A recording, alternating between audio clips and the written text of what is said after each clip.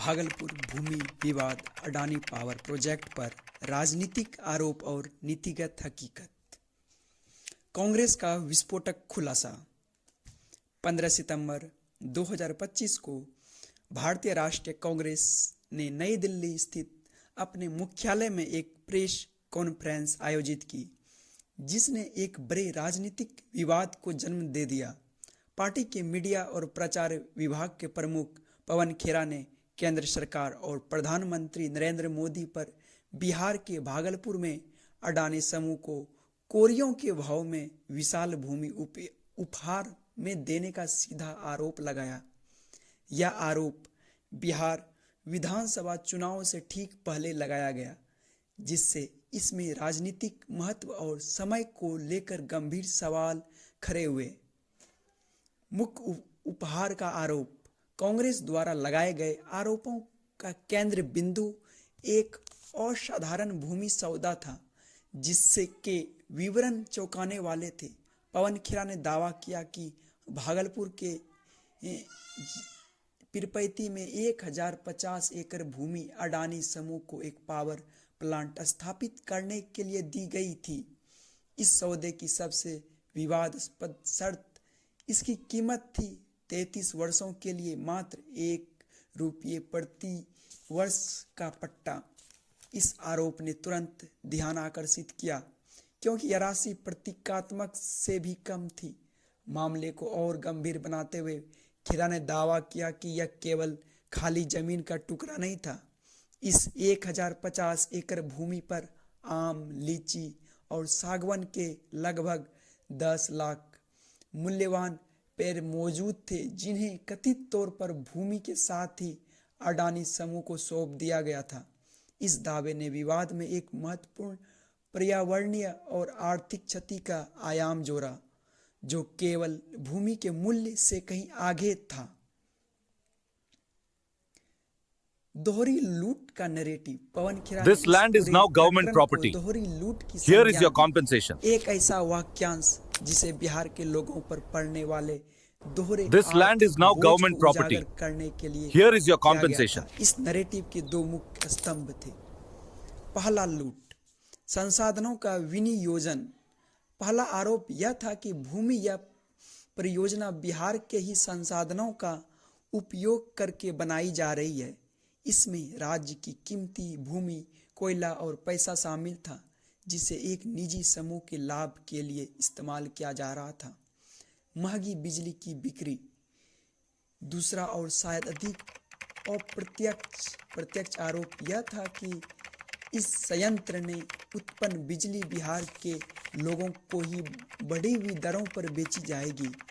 खेरा ने दावा किया कि अडानी पावर द्वारा प्रस्तावित टैरिफ ₹6.75 प्रति यूनिट होगा, जबकि महाराष्ट्र और उत्तर प्रदेश जैसे राज्यों में यह दर ₹3 से ₹4 प्रति यूनिट के बीच है। यह तुलना इस तर्क को पुष्ट करने के लिए की गई थी कि बिहार के लोगों को अपने ही संसाधनों से बनी बिजली के लिए दूसरे की तुलना में अधिक भुगतान करना पड़ेगा।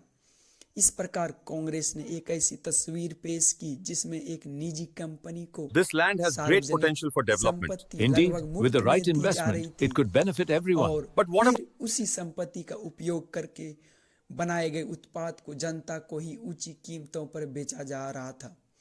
यह एक शक्तिशाली नैरेटिव था, जो एक अमूर्त भूमि सौदे को बिहार के हर नागरिक के लिए ठोस वित्तीय नुकसान के रूप में प्रस्तुत करता था। We have finalized the land deals between the government and private sector farmers.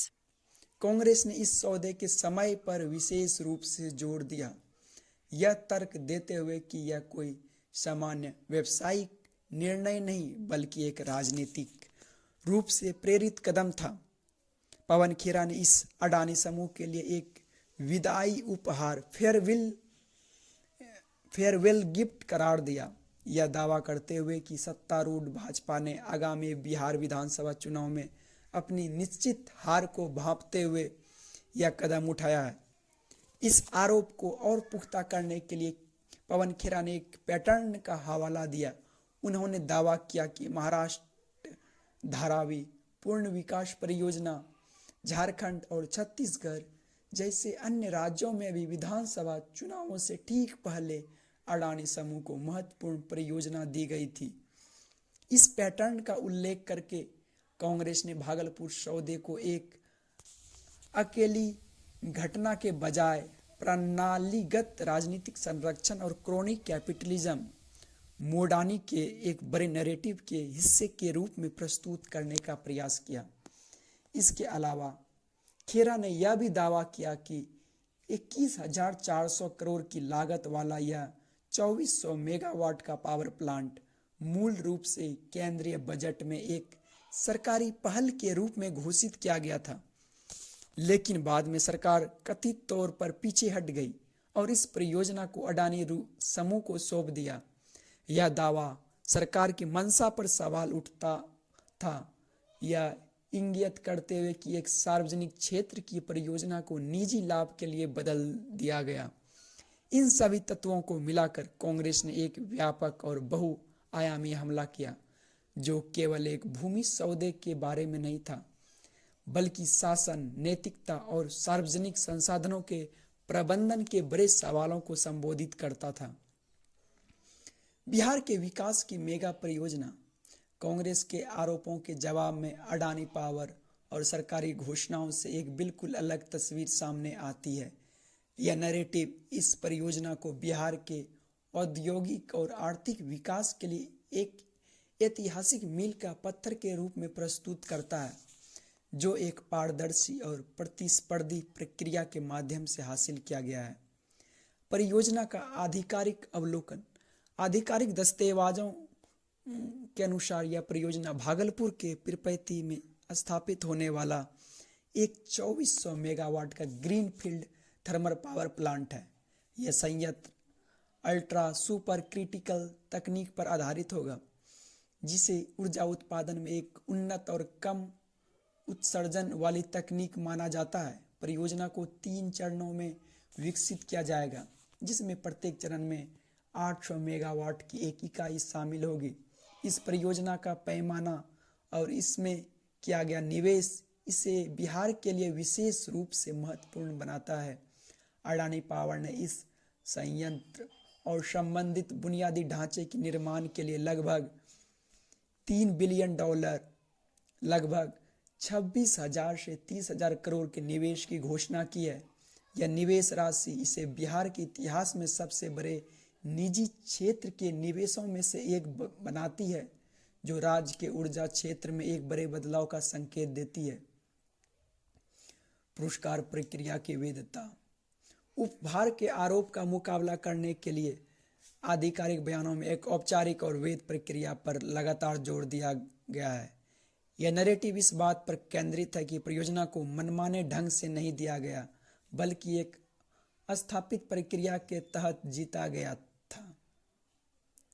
प्रतिस्पर्धा बोली प्रक्रिया। अडानी पावर ने स्पष्ट किया कि उसने यह परियोजना एक कड़ी प्रतिस्पर्धा वाले टैरिफ आधारित प्रतिस्पर्धा बोली प्रक्रिया टैरिफ बेस्ड कॉम्पिटिटिव बिडिंग के माध्यम से जीती है।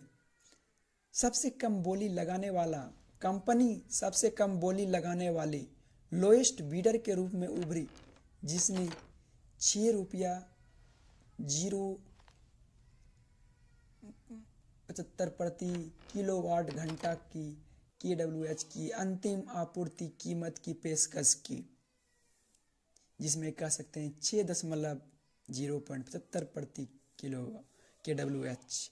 यह तथ्य कांग्रेस द्वारा उठाए गए मूल्य निर्धारण के सवाल का सीधा जवाब देता है, यह तर्क देते हुए कि यह टैरिफ मनमाना नहीं बल्कि बाजार प्रतिस्पर्धी है। औपचारिक समझौते। इस प्रक्रिया में कई औपचारिक चरण शामिल थे। अगस्त 2025 में बिहार राज्य विद्युत उत्पादन कंपनी लिमिटेड, जिसे BSPGCL द्वारा आशय पत्र लेटर ऑफ इंटेंट LOI जारी किया गया, जिसके बाद सितंबर में 2025 में 25 वर्षीय विद्युत आपूर्ति समझौते, जिसे पावर सप्लाई एग्रीमेंट PSA पर हस्ताक्षर किए गए। यह प्रक्रियात्मक और औपचारिक का प्रदर्शन इस तर्क को स्थापित करने का एक प्रयास है कि यह सौदा नियमों के अनुसार हुआ था। प्रतिस्पर्धा बोली, सबसे कम टैरिफ और विद्युत आपूर्ति समझौते जैसे शब्दों का उपयोग एक ऐसी कहानी का निर्माण करता है जो पारदर्शिता और प्रकृत्यात्मक शुद्धता पर आधारित है, जो उपहार या पक्षपात के आरोपों का खंडन करती है। घोषित आर्थिक लाभ परियोजनाओं को बिहार के लिए एक विकास उत्प्रेरक के रूप में प्रस्तुत किया गया है, जिसके कई ठोस आर्थिक लाभ बताए गए हैं। रोजगार सृजन, यह अनुमान लगाया गया है कि 60 महीने की निर्माण अवधि के दौरान यह परियोजना 10,000 से 12,000 प्रत्यक्ष और अप्रत्यक्ष रोजगार पैदा करेगी। एक बार संयंत्र के चालू हो जाने के बाद यह लगभग 3,000 अस्थायी नौकरियां प्रदान करेगा। ऊर्जा सुरक्षा और औद्योगिकीकरण, यह संयंत्र बिहार की वितरण कंपनियों को 2274 मेगावाट की विश्वसनीय और 24 घंटे बिजली की आपूर्ति करेगा। यह न केवल राज्य की बढ़ती ऊर्जा मांगों को पूरा करेगा, बल्कि औद्योगिकीकरण को बढ़ावा देने और राज्य की अर्थव्यवस्था को मजबूत करने में भी मदद करेगा। इस प्रकार आधिकारिक नैरेटिव का एक ऐसे भविष्य की तस्वीर पेश करता है जहां एक बड़ा निजी निवेश बिहार को ऊर्जा अधिशेष राज्य बनाने, हजारों नौकरियां पैदा करने और समग्र आर्थिक विकास को गति देने में मदद करता है।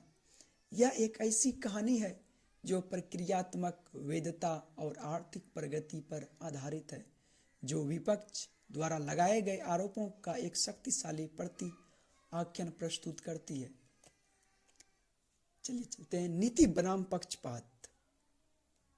इस विवाद को पूरी तरह से समझने के लिए आरोपों और आधिकारिक बयानों से भरे जाकर उस नीतिगत ढांचे को देखना आवश्यक है जिसके तहत यह सौदा हुआ।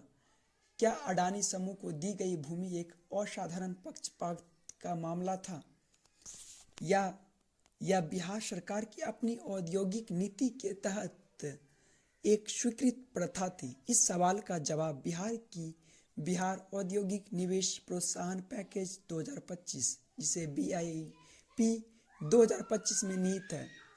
बिहार की औद्योगिक प्रोत्साहन नीति 2025 के बारे में जानते हैं। अगस्त 2025 में बिहार कैबिनेट द्वारा अनुमोदित BIP 2025 को राज्य में बड़े पैमाने पर निजी निवेश आकर्षित करने और रोजगार सृजित करने के एक महत्वाकांक्षी प्रयास के रूप में प्रस्तुत किया गया था। इस नीति का एक मुख्य आकर्षण भूमि की लागत से संबंधित था, जिसे बिहार में निवेशकों के लिए एक ऐतिहासिक प्रवेश बाधा, एंट्री बैरियर माना जाता रहा है। इस बाधा को दूर करने के लिए नीति में भूमि प्रोत्साहनों के लिए स्पष्ट प्रावधान शामिल किए गए। मेगा परियोजनाओं के लिए मुफ्त भूमि। नीति में यह स्पष्ट रूप से कहा गया है कि 1,000 करोड़ से अधिक का निवेश करने वाली औद्योगिक इकाइयों को मेगा प्रोजेक्ट माना जाएगा।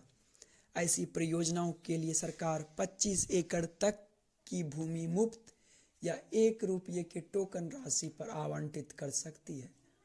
फॉर्च्यून 500 कंपनियों के लिए प्रावधान। इस तरह फॉर्च्यून 500 कंपनियों को भी 10 एकड़ तक की भूमि मुफ्त या रियायती दरों पर देने का प्रावधान है। यह नीतिगत ढांचा 1 रुपये में भूमि के आरोप को एक महत्वपूर्ण संदर्भ प्रदान करता है। सरकार और अडानी समूह यह तर्क दे सकते हैं कि यह सौदा कोई गुप्त पक्षपात नहीं, This land has great potential for development. Indeed, with the right investment, it could benefit everyone. But what about our homes, our livelihoods? कार्यान्वयन था। नीति और अडानी परियोजना की तुलना। जब अडानी परियोजना के विवरणों की तुलना BIP 2025 के प्रावधानों से की जाती है तो कुछ बातें स्पष्ट होती है, लेकिन एक महत्वपूर्ण विसंगति भी सामने आती है। पहला, निवेश सीमा। अडानी पावर का $3 बिलियन लगभग 2600 करोड़ का निवेश स्पष्ट रूप से 1,000 करोड़ की मेगा प्रोजेक्ट सीमा से बहुत अधिक है। इस मानदंड के अनुसार यह परियोजना नीति के तहत भूमि प्रोत्साहनों के लिए योग्य है। भूमि क्षेत्र दूसरा, यही एक बड़ी विसंगति दिखाई देती है। कांग्रेस का आरोप 1050 एकड़ भूमि के आवंटन का है, जबकि नीति के सारांश में मेगा परियोजनाओं के लिए केवल 25 एकड़ तक की मुक्त भूमि का उल्लेख है। यह 25 एकड़ और 1050 एकड़ के बीच का भारी अंतर विवाद का एक केंद्रीय बिंदु बन जाता है। यह विसंगति इस बहस को जन्म देती है कि क्या यह नीति का पालन था या उसकी आड़ में किया गया एक असाधारण सौदा। सरकार यह तर्क दे सकती है कि 25 एकड़ की सीमा एक समान दिशा निर्देश है और इस परियोजना जैसे असाधारण रूप से बड़े निवेश के लिए कैबिनेट द्वारा विशेष निर्णय लिया जा सकता है।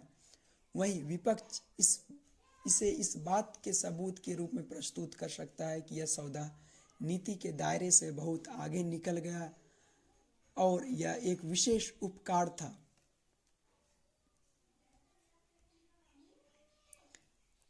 और सबसे लास्ट में मानवीय और पर्यावरणीय पहलू। दिल्ली और पटना के सत्ता के गलियारों से दूर इस विवाद का एक और पहलू है जो सीधे तौर पर भागलपुर के पीरपैंती क्षेत्र के लोगों और वहां के पर्यावरण से जुड़ा है। कांग्रेस के आरोप और कुछ जमीनी रिपोर्टें एक ऐसी कहानी बताती है जिसमें विकास की बड़ी बड़ी बातों के पीछे स्थानीय समुदायों का दर्द और पर्यावरण की अनदेखी छिपी है। किसानों और ग्रामीणों के आरोप। विपक्ष द्वारा लगाए गए आरोप केवल वित्तीय अनियमितताओं तक ही सीमित नहीं है, बल्कि इनमें This land is now government property. के हनन और Here is your लोकतांत्रिक compensation. विरोध को दबाने के गंभीर दावे भी This शामिल land है। is now government property. पहला, Here is धमकी your और compensation. धोखाधड़ी। सबसे गंभीर आरोपों में से यह एक है कि भूमि अधिग्रहण प्रक्रिया में किसानों को धमकाया गया और भूमि हस्तांतरण के दस्तावेजों पर पेंसिल से हस्ताक्षर करने के लिए मजबूर किया गया, जिन्हें बाद में स्याही से पक्का कर दिया गया। यह आरोप एक धोखाधड़ीपूर्ण अधिग्रहण प्रक्रिया की ओर इशारा करता है, जहां किसानों की सहमति स्वतंत्र और निष्पक्षता नहीं थी। दूसरा, असहमति का दमन।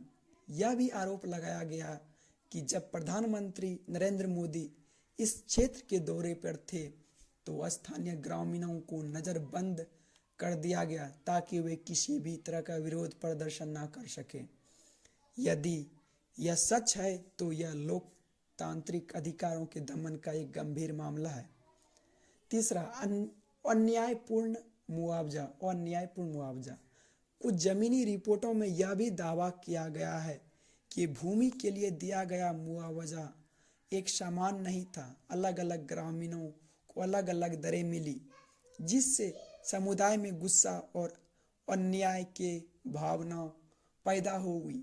कुछ ग्रामीणों ने तो यहाँ तक दावा किया कि उनके हस्ताक्षर जाली थे और उन्होंने अपनी जमीनें बेचने की कोई सहमति नहीं दी थी।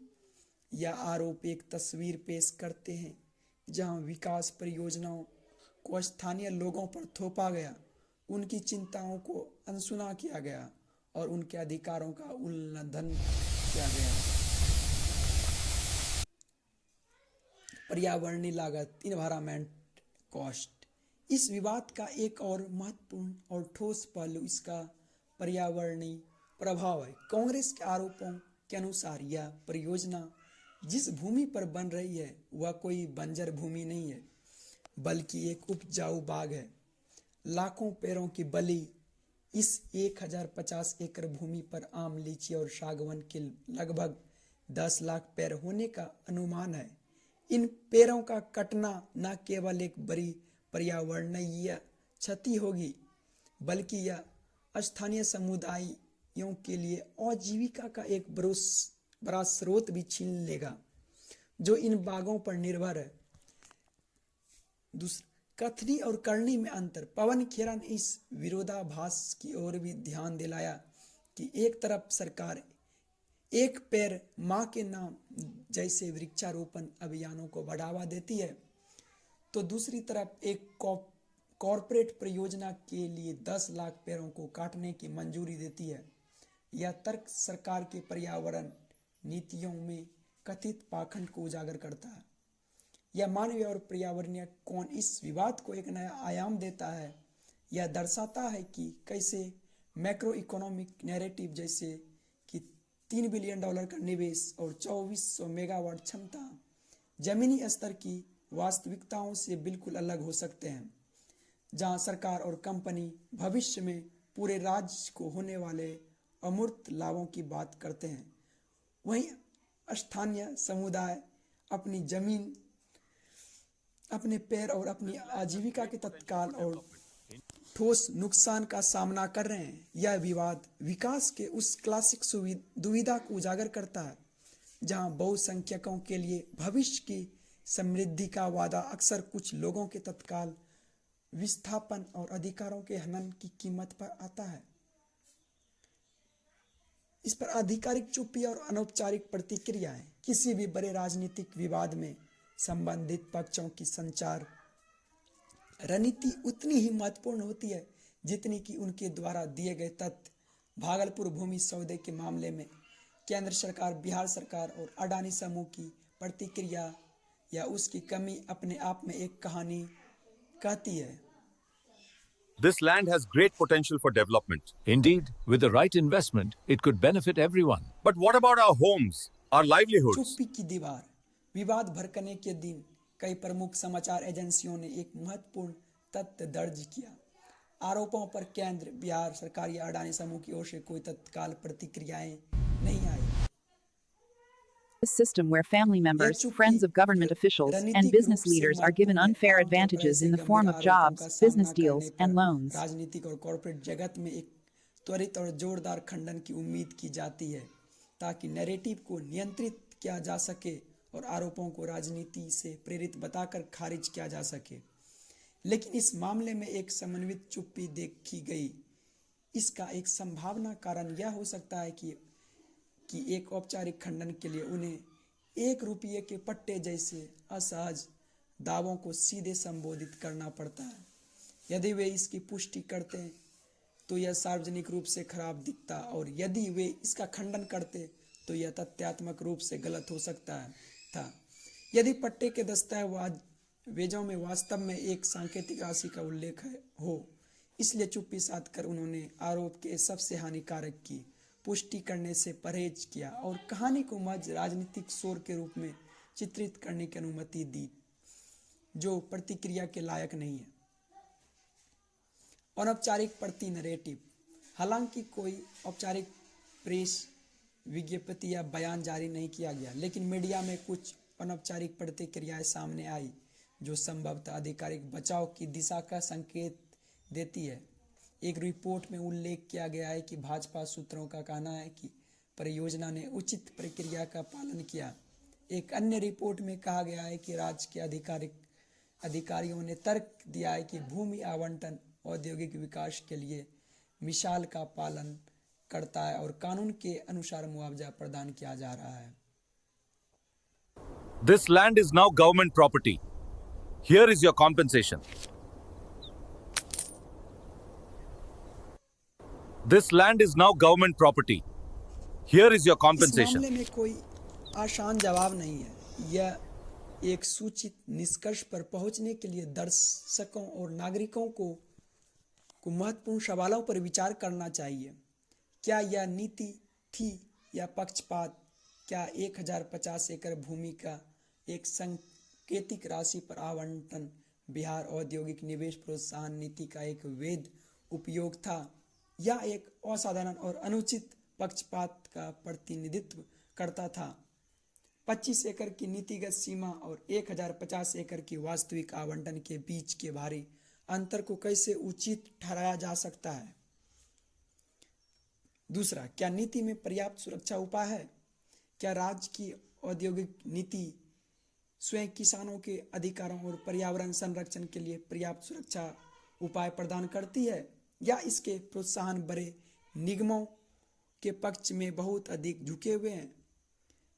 विकास और स्थानीय समुदायों के अधिकारों के बीच संतुलन कैसे सुनिश्चित किया जा सकता है? आधिकारिक चुप्पी का क्या कारण है? इतने विशिष्ट और गंभीर आरोपों के सामने सरकार और अडानी समूह की तत्काल और औपचारिक चुप्पी का क्या कारण था? क्या यह आरोपों को महत्वहीन मानने की रणनीति थी या असाज तथ्यों को स्वीकार करने से बचने का एक तरीका? और लास्ट में नियत This land has great potential for development. Indeed, with the right investment, it could benefit everyone. But what about our homes, our livelihoods? A system where family members, friends of government officials, and business leaders are given unfair advantages in the form of jobs, business deals, and loans. This land is now government property. Here is your compensation. ही यह तय करेंगे कि भागलपुर भूमि सौदे को इतिहास में बिहार के औद्योगिकरण में एक मील